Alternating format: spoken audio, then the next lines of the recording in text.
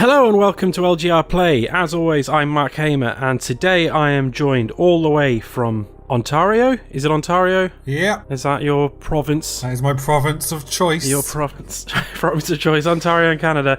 It's Adam Duck Hunt Ducker. Good evening. Hello. So, Adam, we've been playing video games. You sure have been. Specifically, we've been playing the new Mike Bithell joint, Subsurface Circular. Yep. Quite a bit different. Very different to like Thomas Alone, yeah. Yeah, which was quite different to Volume, in a way. I mean, they've all had a sort of... They've all been quite narrative heavy. Mm-hmm. They've all had a very strong narrative, and they've all had a very specific theme, a very specific message that they were trying to convey. But this completely eschews any sort of gameplay, really, aside from just... It's just a text adventure, really, isn't it? Yeah. With nice graphics. Making like a text adventure where you're only making narrative choices as well. No physical choices. Like it takes place entirely in one location, kind of. Yep. I forget who it was. It might have been Destructoid. Compared it to a bottle episode of a sitcom because like things come and go and change, but the environment and the lead character kind of stay the same, which I thought was quite interesting. Yeah, I can see that. Yeah, that's a good analogy. I guess like explain the basic premise of it. It's set in some sort of technologically advanced future where automation has taken over quite a large number of low skilled jobs, but there's also like childcare and psychiatry and things like that being handled by these techs, as they're called, these robots, and the whole thing takes place on the underground train that's carrying these techs around this particular city. I love some of the station names. I like there's one named after Tim Berners-Lee, and there's another one that's named after Bletchley Park, but then there's also scripting error messages as train station names and things like that. It's kind of neat. You play a detective. I've only played through this once so far. Sure. Does the detective have a set name, or does the name that you choose when one of the characters asks you your name, is that it? I think that's it. Yeah. I don't think there's anything else here. You get theta, one of the other letters of the Greek alphabet, Claire, or something else. Yeah. And I just went with theta. You play a detective who is begged by a character at the beginning to investigate a case of some missing techs. Yeah. And then the whole thing just unfolds through having conversation with the other techs that get on and off the train and sit around you. Most of them, because some of them won't respond to you at all because they're just listening to music, which I thought was it's funny, kind of interesting. You think like they are automated workers, but sometimes you still get antisocial ones that just want to sit there and put their headphones on, listen to music. Without going into any spoilers, what did you think? So one thing I really liked about it is, so I guess we should explain that. Your detective he's like stuck on you play a tech that's a detective and he's stuck on the subway train. He can't move off that. He is primarily there to investigate anything that goes on the subway and to pick up information on the subway. So that kind of necessitates why you can only gather information from people coming on and off. And so that seems a bit frustrating at first until you start to realise like the nuances and the cleverness of the narrative system and the dialogue system and how it works together, and the conversations just feel so natural and kind of how you would expect to get information off a machine with limited capacity. So you kind of mentioned already how each tech has different jobs, but that also kind of affects their IQ and like what features within their system that they can access. So there is one that's kind of like a builder, and there's another one who's kind of older and a bit more gruff and stuff. And it's just clever how that works. And then there's certain aspects where you can sort of override the programming, and how that works is super clever and is like a puzzle into on itself. Like there's interactions between different texts that will evolve the conversations with others, and it seems very natural, even though you're picking from a very limited set of options. That's where the game really comes to life.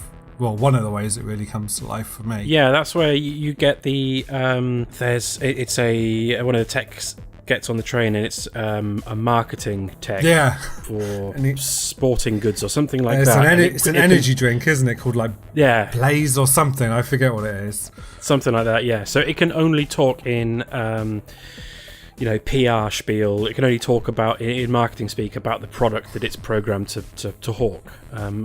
And in order for you to get an actual conversation with it, you have to override its programming. And I think you get that information off a psychiatrist bot. Is it a psychiatrist bot you get? Yeah. Kind of like each tech has like an override word kind of that will help you out in that capacity. The other thing to talk about is the world building kind of. Yeah, it's done really interestingly because you don't see anything outside of this train carriage. No. It's not even anywhere. It is literally just one carriage of this underground train. That's all you ever see. And your view's kind of limited to your immediate view's limited to the 4 seats around you. So it's almost like only half a carriage, and then you'll see behind you in the window, you'll see like the wall of each subway station as you pull in, kind of. So all the world building is just gained through the conversations that you just glean from the conversations that you have with these other techs. Like there's a tourist tech that's in this particular city to acquire some information for, I can't remember what reason. And then there's different techs that have worked in different areas. There's like you alluded to, there's the gruff old tech who's a bit street smart, who's kind of like an early gen version of these techs that's seen it all. And you get a general idea of how this world is structured just through these conversations, and it's but it never ever feels like awkward exposition. No, it's just naturally in the conversation. And it's just really clever. Like you learn that through just normal conversation, you learn how like the texts are built, and you learn that they used to be all owned by the government kind of, and then it was privatized or something. It's just really like the detective that you play is one of the only few that are still owned by the government, kind of, for want of a better word. And everything else is kind of privatized, which subtly explains like the sponsorship bot that you talked about before.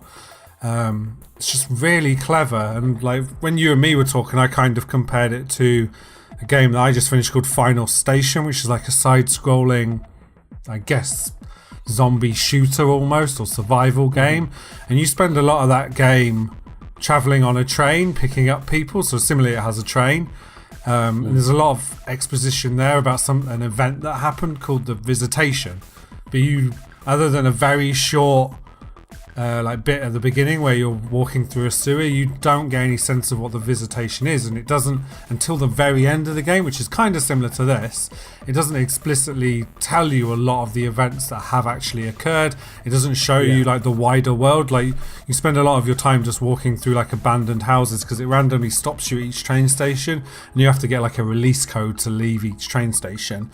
And so that's got nothing to do with the wider world, but it very organically you pick up information as you're going along. And it's like we live in this world of everything telling us from the beginning what it is. Like trailers, you go into a trailer already knowing the plot of the film, already knowing like the major action scenes. If it's a comedy, you probably know some of the better jokes in that film.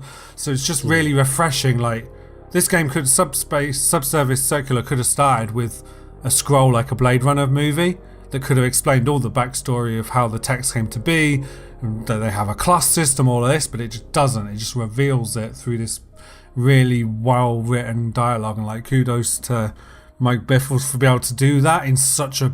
It's the cramped space that makes it all the more impressive. And also like the parallels that you can draw with the conversations that they're having in this high-tech future with the sort of conversations that we have now about whether, there are real-world fears now about automation making workforces redundant, elements of perhaps you could say tensions between different social classes, even within the techs themselves. And there's no, I don't need a third point, it's fine. Well, there's also you could also draw parallels with there's a particular group that gets alluded to that is very anti-tech, and I guess you could draw parallels between that and anti-immigrant groups. Yep. People who like to demonize immigrants for coming over here and taking our jobs. Despite the fact they usually do the jobs that nobody else wants to do.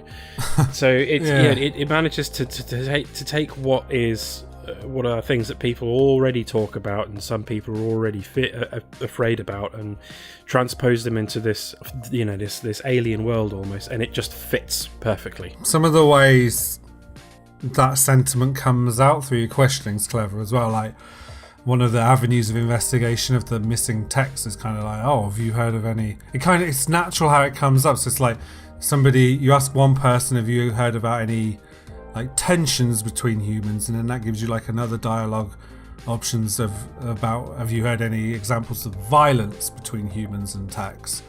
So it's kind of a real like natural way of bringing it up, because that is what you wouldn't assume that you would like with immigration. Most of the times people's anti-immigration sentiments don't become physical altercations, but that certainly has happened and certainly did happen in the past as well.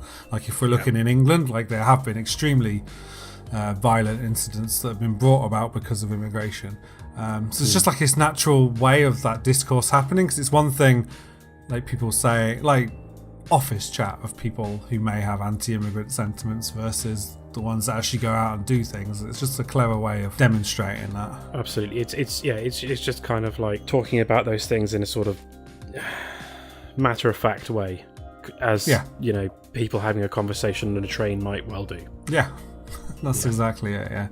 Yeah, it's a brilliant piece of writing. There are some great standout moments. In particular, one of my favourite bits was, without going into spoilers or trying to stay away from spoilers, there's two characters that you're talking to who are kind of linked emotionally, and so the mood of one affects the mood of the other, and so you have to change the mood of one in order to direct the questioning of the other in a direction that you want to go in. Yeah, and they have to keep going back and altering its mood, and I thought that was fantastic. And the dilemma at the end was quite. I genuinely didn't know what to do. Me neither. I had to sit there. I sat there for a good 5-10 minutes just mulling it over and thinking, I don't know what to do. Yeah. So you did what I did and put it down for a bit and had to think, like, genuinely. Yeah, it's a difficult decision because there's keeping the status quo sometimes is a good thing. kind of. Yeah. It's a fantastic little game. It's on. I played it on Switch. Did you play it on Switch as well? Same. Yep. The Switch is a perfect fit for it. It's also on Windows and iOS. And super cheap as well. I think it was $6, so I don't know what that is for you, like £3 or something. Yeah, I think I paid a little bit more, but I used some of my Nintendo Gold points and got it. Oh, actually nothing in the end, neat, which was great. But yeah, and it's only 2 hours long, but it's well worth it. I'm going to be playing through it again because you unlock the developer commentary from Mike Bithell afterwards, and I want to hear what he has to say about the game. It's worth it. But, I haven't finished playing with the commentary, but it's definitely worth it. It's up there. It's as good as, like, people often talk about how great the Portal director's commentary was thing. It's as good as that. Yeah. For sure. Yeah. So go check it out. Thanks for watching. Smash that like and subscribe button. Do all the things that YouTubers usually say. Remember to listen to the podcasts. Go and check it out on iTunes or over at Podbean.